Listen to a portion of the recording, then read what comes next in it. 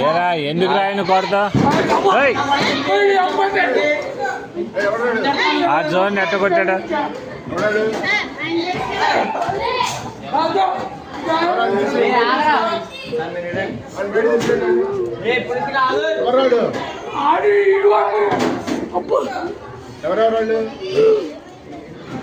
ఏరా దేనికి రా విధానం ఏంటి అసలు